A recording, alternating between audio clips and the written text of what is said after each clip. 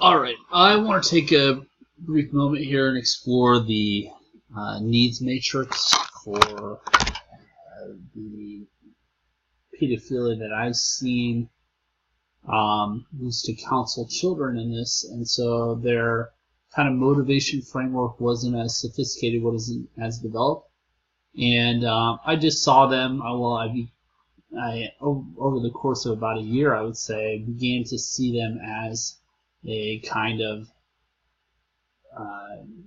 as almost normal people who had distortions in their own development. To be honest, when I first approached this topic, I just, thought these kids were monsters. There's something wrong with them. And intrinsically, as I got to know them, I saw normal people. And that's the kind of scary thing about the whole experience as I had encountered them and counseled them and helped guide them. So I want to just say that, so this is Maslow's hierarchy of needs. And the whole thesis is that their needs are just distorted. There's so many other explanations that don't result in anything productive. If you want to just assume that they're evil, your only options are to kill them or imprison them. If you want to assume that it's some kind of inherent genetic defect or sexual orientation, then there's nothing they can do to change it. At what point, what do? You accept it as a society. None of those outcomes are very productive. So what I saw is two main groups in this cohort, which is a group of very fragile, insecure young men, and it is mostly men. And in this insecurity, in this painful kind of fear of rejection, they sought out less threatening populations, we'll say, and their sexuality was expressed in that search. So it was a combination of two needs, right? So you have your physiological needs, right, which is your sexuality, expressed and then compiled out with the need to connect. It's there. We don't want to assume that they're just monsters and want to prey on them. Not all of them. Some of them are kind of sociopathic, but the love and belonging, that's the core of the need. And there's nothing wrong with the need, it's just how it's expressed.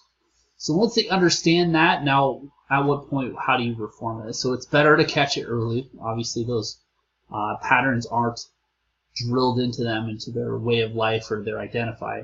So they have to have the desire to change. They have to believe that change is possible. And this is really, it is influenced by the person guiding them or the people in their life, right? And this is the kind of paradox. They have to feel that pain of the person that they're damaging, violating, and they have to believe change is possible. So not even a lot of caretakers believe that change is possible. If this is not there, then change won't be possible. They cannot rewire their own minds. And they must have a route to change. So this is about having a route to change. They have to understand that that drive could be, in some cases, a desire for connection, for love, and also their own sexual expression, channeled through a horrible, destructive act. Okay, so that's half of them, and you'll see this as the kind of, a lot of them can't make eye contact with you. A lot of them are slouched over, insecure, that kind of thing. And so it affects all your other needs in that case when you have a destructive way of trying to meet a need, and a destructive avenue or channel to meet that emotional need. Okay, so the other aspect I would say is esteem, and it's obviously a negative. Now there's other references that explore this, which is will to power. If you search for will to power, there's all kinds of. This was a framework. The will to power is a framework that described mostly male ambition, but it applies to all humans, but I think it's more masculine oriented. And it tried to explain dictators and fascists.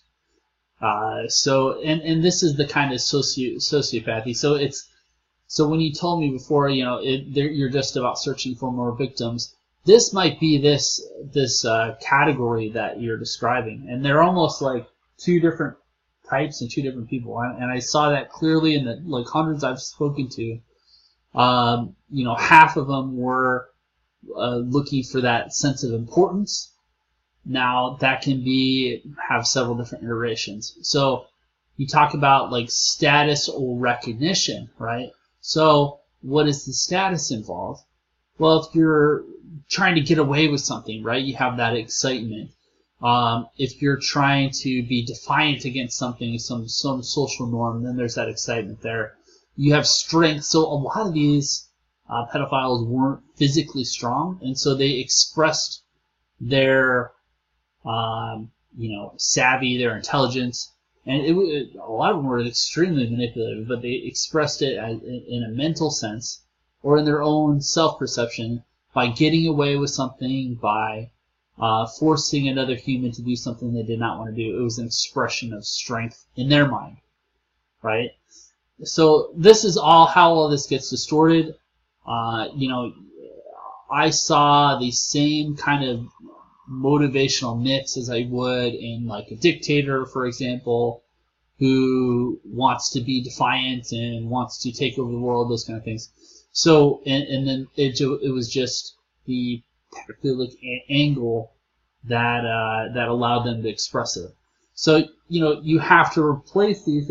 For them to get better, they have to, one, understand the pain that they inflict, and so they have to understand that.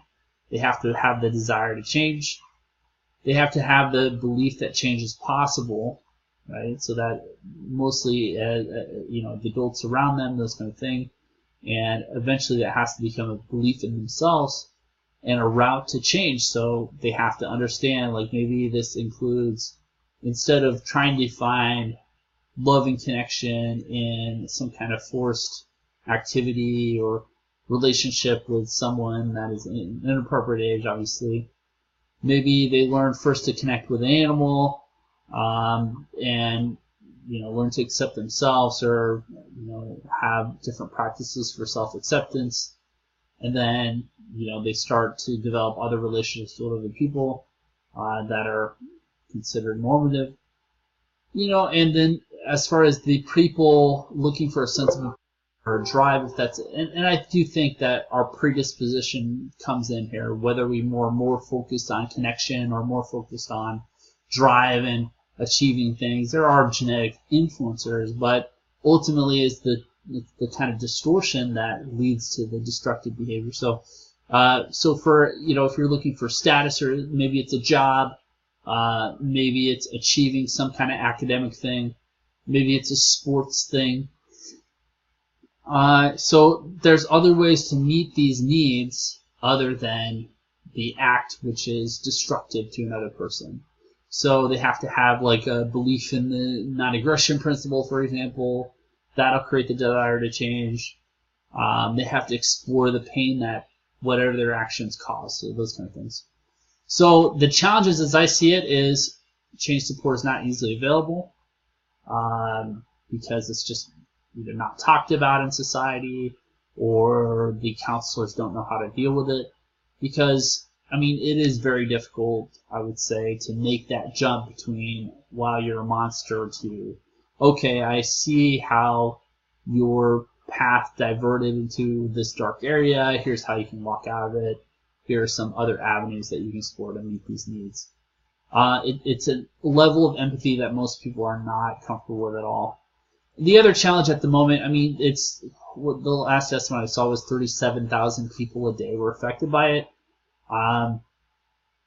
And I would say that the current state is they don't want to deal with it, either because this is how they feel, like the people in power, or because it's too large of a problem, or whatever the justification is.